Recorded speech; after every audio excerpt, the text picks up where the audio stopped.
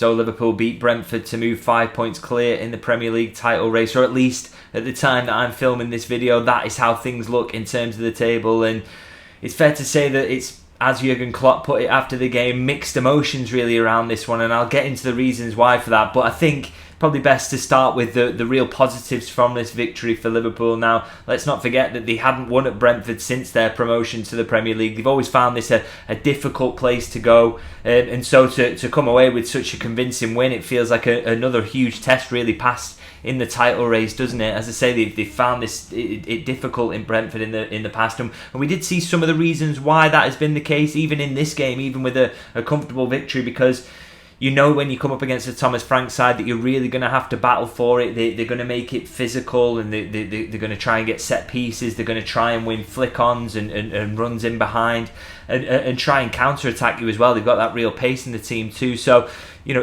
we saw some of the evidence of that in this game, and moments where Brentford were getting a little bit of joy. But what I really liked about what Liverpool did here is that they seemed determined from the outset really to not repeat the mistakes that they'd shown in the past at Brentford, and basically match that physicality. If you know, it's almost about that sort of old cliche really about matching a team and earning the right to play, and I think we saw a little bit of that from Liverpool today. So as I say, they really sort of matched Brentford, and I thought the crucial element of the whole victory really was to get the first goal. If you'd have allowed Brentford to get the first goal, I think that their tails really would have been up. They would have had something to hang on to, and also, you know, when you're in that position, it opens up opportunities to counter. But as it is, Liverpool get the first goal, and they're the ones who get the opportunities to counter. They can drag Brentford onto them, and obviously Brentford is a decent team as they are. They're not great at sort of breaking through a low block or defending against a team who are holding a lead, or scoring against a team rather who are holding a lead. So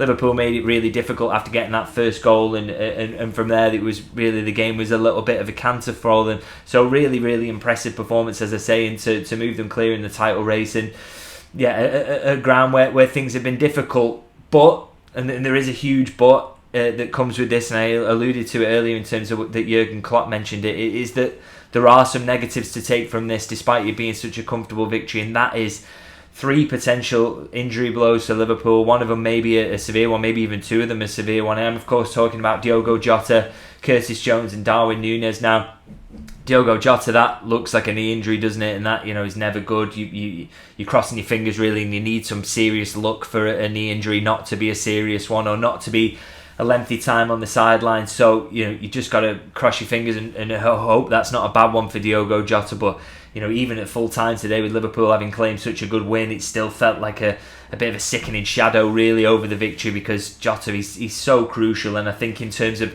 Liverpool, so much of what they've done this season has been having those 5 options in attack, off, you know, 3 of them starting and then having 2 off the bench to win games late on, and Jota's a massive part of that. I think he's Liverpool's second biggest goal threat, just behind Mohamed Salah. So if he's out for any prolonged period, it's going to be really difficult to keep up not just the Premier League title charge, but also their ability to keep going in all the other trophies that they're trying to win as well. So, you know, really disappointing one. Same with Curtis Jones, of course. He has been equally crucial to this team, really, a nailed-on starter in that midfield, and the hope will be that it's a turn of the ankle, so maybe not quite as severe, though he did leave on crutches or in a protective boot, at least, from the Brentford Stadium. So, you know, a little bit of a worry over that one. I think one thing I would say is that hopefully that's not as severe an injury, and also I think, you know, maybe they can cope with Curtis Jones' absence a little bit better than he can cope with Jota. As I say, his goal-scoring prowess is so important in terms of breaking games, and but either way, I think losing both of them is a real blow. And the last one I want to mention, of course, is Darwin Nunez, obviously brought off at half time. Now, Jurgen Klopp suggested that was just kind of precautionary really. Nunez felt a little bit of something, and you know, the fact that they'd already got 2 injuries, they didn't want to risk a third one, so it was just sensible to make the change and throw Cody Gakpo in. But it's just 3 injury blows in a single game. And you know, I've had people I tweeted about the game after it, and people saying, you know, why are you focusing on the negatives? But I think sometimes you have got to look to long term. You've got to think, look, you know, yes, it's 3 points today, but in the long term, will this be a decisive day in terms of Liverpool's chances of challenging for trophies this season? We hope not. We have to wait for news on that. But I've just got that niggling doubt in my back of my mind that yes, this is an important and a good win, but maybe this could actually be a bad day for Liverpool in terms of how this season pans out. But we will have to wait for news, and as I say, fingers crossed they can maybe get away with one on Jota and hopefully Jones and Nunez. It's nothing serious, because it's not just in the long term as well. Short term, they've got a game against Luton coming up on Wednesday, and then they've got the Carabao Cup final as well. So some big games coming up, and yeah, Liverpool need as many options as they can get, really. So fingers crossed it's not too bad. Now I'm gonna, on that negative note, sorry, apologies for that, I'm gonna go into the players and talk about how I thought the individuals played during this game, and I'll start, of course, with the goalkeeper. Before I start that, actually, of course, in the comments, let me know what you think this game or that today really will mean for Liverpool in terms of title charges, what you think on those injuries, and let me know what you think of the players before I get in there and list them and tell you what I think of them. So I'll start with the goalkeeper, Kevin Kelleher, and I thought again, thrown in rather unexpectedly. Obviously, they get the news yesterday that Alisson pulled a muscle in training yesterday. It's a hamstring issue. We don't know quite how severe that is, so I'm sure we'll find out with the scan in the next couple of days. So fingers crossed again that's not a serious one. But I thought Kelleher did really, really well today, stepping in for Alisson. I thought an impressive performance from him.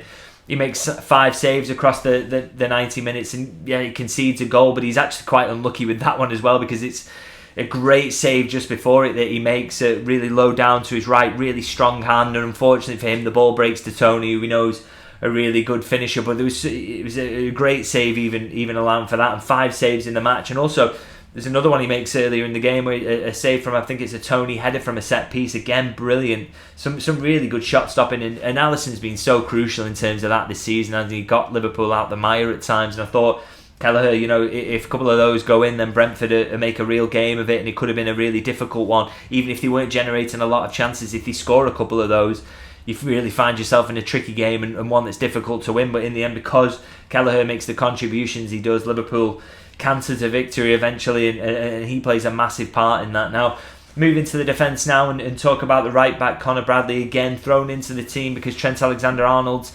absent again, and great to see Conor Bradley back. Obviously, we know the personal circumstances he's been going through recently, but he's just a marvellous footballer, isn't he? He showed that again today. I was kind of surprised, I have to say, that he was in the team. I thought it would be Joe Gomez, in recognition of sort of Brentford's aerial threat and their ability from set pieces.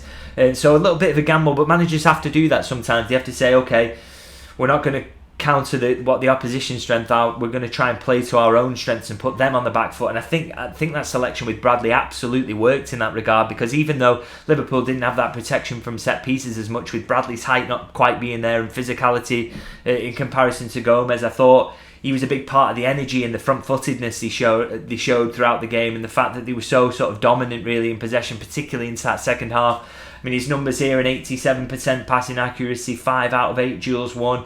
He has 2 shots as well, so it's almost Trent Alexander-Arnold like in that regard. So a marvellous performance, as I say. Really, really enjoyed watching him since he's come through, and I think at the moment he has to be that. While Trent is out, he has to be that first choice right back, because as good as Gomez has been in that position, I think Conor Bradley's even better. And another brilliant performance from him, and fantastic to see him back in the fold after what he's been through. Wish him all the best, and hope he can continue this form, because what a find he has been this season. Now, move into the centre halves now, and again, a game where they were both going to be important, this one, because, as I said, Brentford have got that physicality. They've got Tony up front, who will try and win headers and make things difficult, and obviously Neil Maupay that buzzing around that, trying to pick up second balls. And I thought Maupay had a good game as well, actually. But I thought Konate and Van Dijk both really, really dominant in everything they did. Konate, 3 out of 4 aerial duels won, 3 clearances, 4 interceptions, dealt with that physicality really well, composed when he was on the ball as well. And similarly with Van Dijk, 2 out of 2 aerial duels won. They always go less to his side, don't they? Always try and avoid him. But Konate was still clearing up as well, and 5 clearances and a 90% passing accuracy from Van Dijk. So just both absolutely safe as houses, which is what you need in a game like this. You need your centre halves to win the challenges and make things difficult. And I thought Brentford really they didn't really get much of a sniff, particularly as the game wore on, and that was the centre halves are a massive part of that. And I'll finish up the defence with another player I thought did really well, and that's Andy Robertson. Again, thought there was an option there to go Joe Gomez for this one for the reasons that I mentioned, but Andy Robertson absolutely justified his selection here with 5 out of 6 ground duels won, 3 out of 4 tackles, 88% passing accuracy. And I think as I say, in terms of aerial duels, maybe not as strong as Joe Gomez, same with Bradley on the other side, but I thought what both did really, really well, those two fullbacks, was that they got out to stop crosses all the time. So you were almost stopping it at source. You weren't allowing the ball to get to the back stick, because they were both showed so much energy, and they won the tackles, won the duels, and got out to players who looked like they were about to cross the ball and stopped that coming in. And as I say, that stopped it at the source, so really helped Liverpool negate Brentford's aerial threat in a completely different way. And I thought a really good selection from the manager for that reason. Really deserves praise for that. Now, move into the midfield now and start with the holder, which is, of course, was Endo. Now, he's got quite a lot of praise I saw on social media for his performance at full time, but I did think first half maybe not quite as good as the second. I thought second half we saw a noticeable step up, and people maybe remember that, but I saw first half the sort of mix in midfield, I didn't absolutely love it. But I thought he really grew into the game, and at the moment it's going to be interesting to see if he holds on to that number 6 role, because I think Jurgen Klopp likes a lot of what he provides there in terms of sort of shielding that back four, and I thought he was an automatic pick for this game on the basis of his ability in the air as well. It gives you that little bit of extra protection, and he definitely did that today. I mean, he wins 3 out of 7 ground duels. I think more of those came in the second half. 2 out of 3 aerial duels. Again, I mentioned that is a really crucial element in games like this. I thought even the ones he didn't win, he was up there challenging, making things difficult. Thought he did well in that regard, and a 87% passing accuracy as well. So, really, really safe on the ball. Didn't give it away. Didn't give Brentford any encouragement on that front. So really enjoyed that element of his performance. I thought did really well, and I'll talk about Alexis Mac Allister in with him as well, because obviously he's been moved out of that number 6 role for the reasons of getting Endo back in there and that additional protection. And I've been a bit cynical about how that works. Sometimes I do like to see Mac Allister touch the ball a little bit more, but I think today, particularly again in the second half, I sort of thought we saw more of the strength of what Mac Allister can do in those advanced areas. In terms of his goal's a great finish, wasn't it? Again, he's involved in challenges as well and dotting about. And I think the fact that their mix is working better, and did definitely do in the second half, as it did against Burnley last week, I thought as well, was sort of summed up from the goal that Mac Allister scores, and that is Endo winning a header in a deep position, moves up to Gravenberch, up to Salah, and then the ball's fired into Mac Allister, who makes an intelligent run into the box, shows great feet and great composure then to poke it home. So he does have that in his locker. I would like to see him see a little bit more of the ball, Mac Allister, in that position. That's one of the things I'd maybe criticise about him being used in that advanced role, but I think we are seeing signs that blend is getting slightly better, and that Endo can be the man in the holding role and trying to find Mac Allister in those spots where he's got space in the number 10 position. So seeing encouraging signs on that front that it's getting better, and I was encouraged today by what I saw from both those players. Now, just round off the midfield with obviously Curtis Jones not on the pitch as long as you would have liked, still ended up with a 95% passing accuracy, which I think sort of sums him up as a player. He's so steady, isn't he, with the ball, doesn't really give it away.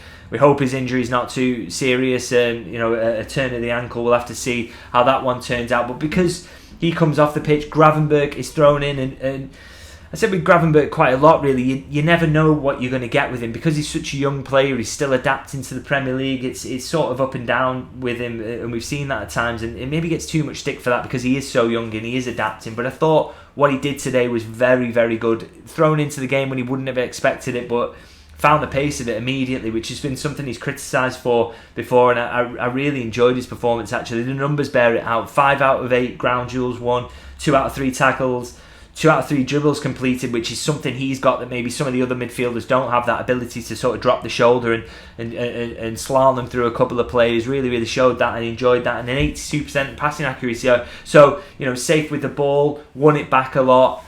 Won his challenges, really enjoyed his performance, and I think we're going to see more and more from him as he develops. He is such a young player, but I think we see in games like that today, and that's a very Premier League game. You don't get a lot of physical challenges that are similar to that in other leagues, but I thought he showed himself to be really up for the challenge and used his body well and his own physicality in a great way today. So I thought a really encouraging sign from him, so really enjoyed his performance. I'll move into the forward line now after wrapping up the midfield, and I'll start with Jota. Again, not on the pitch very long. He did, in the time he was on the pitch, he looked like Liverpool's most dangerous player to me. He was trying to make things happen all the time, and the assist he puts on for Nunez is just unbelievable really. The ball is so dropping from such a height, to keep his eye on it, and then it's so cushioned and perfect that Nunez is just in one-on-one. It's unbelievable awareness and just a brilliant bit of play from him. Again, you know, like Jones, like Nunez, we hope this isn't too serious. Hope he can get away with one, because he's been in unbelievable form recently and he's such a goal threat, whether he starts or he's on the bench. Just praying really that that's not too serious for him, because I think he's hugely influential and maybe, you know, the key man in terms of Liverpool's title challenge, really, in terms of keeping that going, because they need his goals and his ability to sniff them out in games where it's tight and it's tricky. And that, I think he just showed there. He broke the game with that header, that assist, and that opened it up for Liverpool to get the win. And then he goes off. So yeah, hope it's not too serious, but we'll see. Now talk about Nunez again as well, because he didn't last too long either. He brought off at half time. What a finish! What a finish from him. You know, he's been criticised for his finishing before, and I thought, you know, he's cheeky really trying the chip, because the keeper doesn't even sit down. He's not chipping it over a keeper who goes down. He just chips him as he stood up, which is just an incredible finish really. It shows that he's got that confidence after, you know, a few goals recently. He's doing well, so that again, that'll really help him out. Hopefully this injury is not too serious and he can be straight back, and they caught that early with the precautionary substitution, because you know, even before the goal I really liked a lot of his game, some of his hold up plays, little passes in between.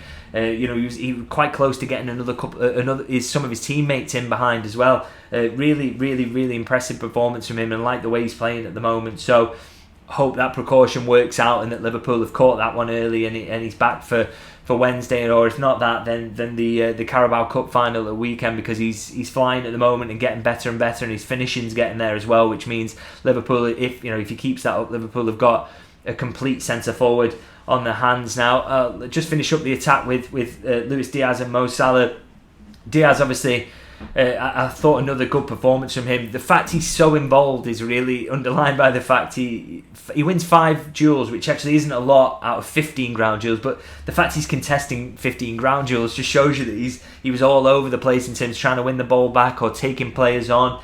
Saw a lot of the ball, 92% passing accuracy, which kind of saved for him. And I thought there's a couple of moments where he could have forced it actually a little bit more and made, you know, better use of some of the space he was in. But I mean, I don't want to be too critical of that fact, because he sets a goal up as well. He completes 4 out of 5 dribbles, so a really all-round performance from him. And I really do think his form is coming back to its best now. You know, there are games where you think he could have scored and he maybe doesn't, but I still think he's so crucial for what Liverpool do down that left-hand side. His defensive work is second to none out of any of the forwards, I'd say. He really puts the work in and protects his fullback, whatever side of the pitch he's on, and he's always dangerous, always seems to end up at the moment with a goal or an assist or with some crucial contribution, or, you know, even if it's just a run in behind to create space for someone else, or a dribble that disorganises the defence. I just think he's massive at the moment, and all that talk about the idea he's lost his pace after the injury or he's not the same player, I just thought he's proved that's total nonsense. I think he's absolutely back to his best at the moment, and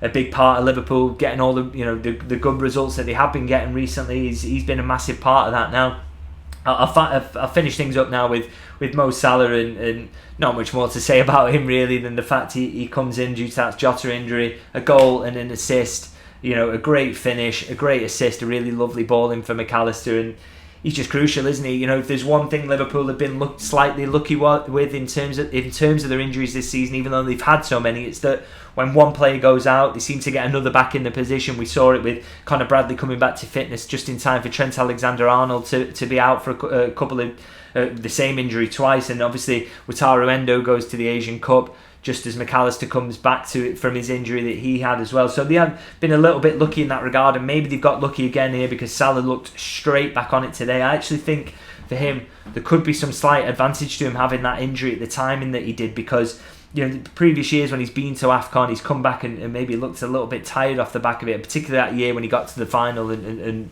Mane won it. I think Mane provided a boost for him for the remainder of the year, whereas Salah didn't really score at the same rate as he had been early in the season, whereas he's had a little bit of time off here that he doesn't usually get in a season because of this hamstring injury, and maybe that will give him a little bit of freshness, a bit of impetus, and hopefully Liverpool can use that to their advantage, because he looked very sharp when he came into the pitch today, and that is, you know, the best news, particularly if Jota is going to be out for a while. You need Mohamed Salah. He's Liverpool's best attacker, full stop for me, and probably the best attacker in the Premier League. So to have him back amongst the goals, back amongst the assists, a huge boost for Liverpool, and what could be maybe a negative day, maybe a positive. I don't really know. We'll have to see how things pan out in terms of those injuries. Let me know how you feel about this victory, how impressed you were by Liverpool, who was your man of the match, and what you think the real risk to those injuries, how big of an impact could they have on Liverpool's season going forward. Let me know your verdict in the comments. And as always, I'm going to ask if you can drop me a like. That's always hugely helpful in terms of spreading the channel, getting these videos out there. And if you don't subscribe, please join along. There's all sorts on the channel at the moment, all sorts of games going on, press conference reviews. I've done a video recently talking about Xabi Alonso and whether he is the right man to replace Jurgen Klopp at the end of this season. So please do go and check that out. And as ever, there's games coming thick and fast, so I will see you guys very, very soon.